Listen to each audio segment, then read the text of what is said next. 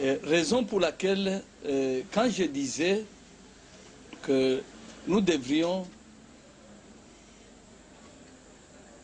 nous ressaisir pour que nous puissions nous reconnaître, connaître notre identité, d'où est-ce que nous venons, et ça nous permettra à ce que l'on comprenne qui nous sommes. À ce que je sache, tu ne peux pas, je le répète encore, hériter du pouvoir de ton père ou de ton grand-père qui a eu à régner, à diriger, sans qu'on puisse te faire connaître comment il a mené la vie. Donc, c'est quand on t'en parle, on te raconte que tu parviens. C'est là, chez nous, c'est autour du feu, c'est vrai. Mais ce n'est pas le feu qui parle. Nous devons nous assagir pour qu'on comprenne ce que nous devons faire. Je répète encore, je rappelle au peuple que j'avais refusé de présenter le projet de société et parce que je comprenais qu'on avait perdu toute trace de ce que nous sommes. Alors, raison pour laquelle j'ai dit c'est inutile. Les autres ont trouvé que c'était un suicide politique. Parce que refuser de présenter, puisque les gens veulent toujours t'entendre, hein, que le projet tu as, comment tu as préparé, est-ce que tu seras capable de pouvoir. Mes chers frères, d'abord, les capacités de quelqu'un commencent d'abord par la parole. Et c'est la raison pour laquelle j'avais dit, il faut nécessairement qu'on revienne à pouvoir nous identifier, à pouvoir retrouver notre identité. C'est ce qui permettra à ce que nous puissions travailler et recouvrer la dignité pour être respectés par les autres.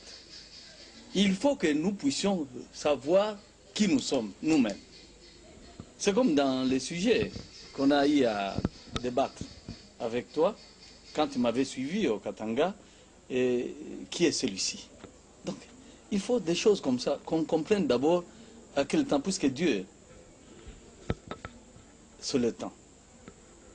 Et le temps, dans un espace, est bien déterminé.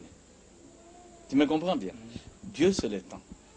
Et le temps, dans un espace. Aujourd'hui, quand nous parlons de l'Égypte, hein, nous avons un cadre. Nous avons un espace déterminé.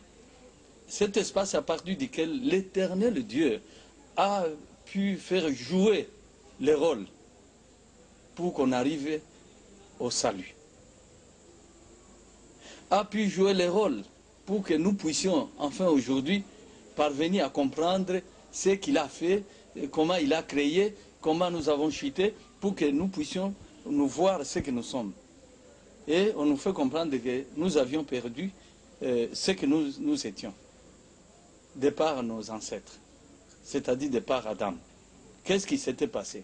Il faut comprendre, connaître ce qui s'était passé pour qu'enfin nous puissions maintenant réfléchir, qu'est-ce qu'il faut faire pour recouvrer notre dignité. Et c'est ce qui nous permettra à ce que nous puissions nous développer. Vous croyez que la puissance de l'homme commence par ça? Et c'est la raison pour laquelle, comme je le disais parce que j'ai été interrompu par le temps, Hérodote, quand on dit seulement de cela, la fois passée j'avais dit, vous voyez, il y a eu ces prêtres noirs qui ont su vraiment imposer leur enseignement à nos frères de l'Europe et surtout du monde grec. C'est la grande puissance à l'époque. C'est eux qui ont joué le grand rôle en Europe. Ils ont participé à la civilisation européenne. On ne peut pas minimiser le monde grec. Et si maintenant on loue, on fait les éloges autour de ces gens-là, mais on fait abstraction de cet intellect-là, d'où est-ce qu'ils ont tiré? Ils ont tiré de l'Afrique. Et s'ils ont tiré de l'Afrique, je crois que c'est l'Afrique qui doit être prise pour les plus intellectuels que l'Europe. Mais aujourd'hui, nous sommes en train de vivre le contraire.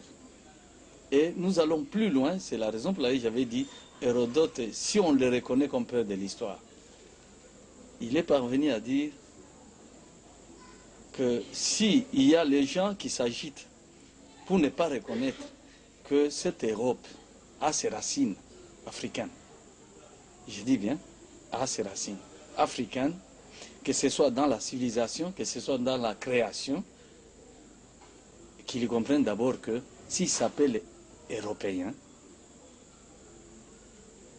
ils doivent ces noms par rapport à cette fille-là, qui s'appelle Europe, et qui était enfant du roi Agénor. Or, Hérodote ajoute disant, si vous prenez le nom de cette fille est engendrée par ce couple Agénor. Et Agénor, au lieu qu'il soit européen, il n'est pas européen. Tous deux, lui et son épouse, ils sont africains. Vous comprenez? Et ça trouble, mais c'est ça la réalité. Et maintenant, il n'y a pas de raison de pouvoir s'enorgueillir outre mesure. Ici, c'est pour faire comprendre l'équilibre que Dieu a créé. Hein? Et peut-être nous sommes en train de nous demander d'où est-ce que ça nous vient, cette histoire. Oui, ça nous vient parce que moi, je martèle ici le mot aliénation. Il faut qu'on enlève ça. Vous savez, quand les Blancs sont arrivés, les colonisateurs, c'est vrai qu'il a eu à enlever les statuettes. Hein? Disant que ça provenait de Satan. Mais si on se rappelle mes prédications, que ce soit à la radio et à la télévision, je disais que le peuple africain, à son origine, c'est un peuple adorateur de Dieu. Et encore, Dieu unique. La preuve, ce sont ces statuettes-là. Peut-être on me comprenait très mal. Et alors, si cela est vrai, il n'y a qu'à se tourner vers l'Europe pour regarder. Et tu comprendras que la parole de Dieu est méconnue de ces contrées-là. Je dis bien, je pèse mes mots, cette parole de Dieu telle que nous la lisons dans l'Écriture, elle est méconnue.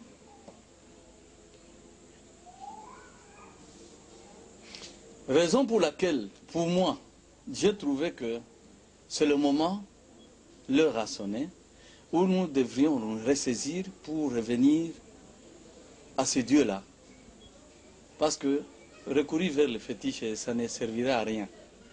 À ce Dieu-là qui nous accorde de la grâce maintenant de pouvoir nous maintenir, nous défendre et pourquoi pas nous permettre à ce que nous puissions. Parce que quand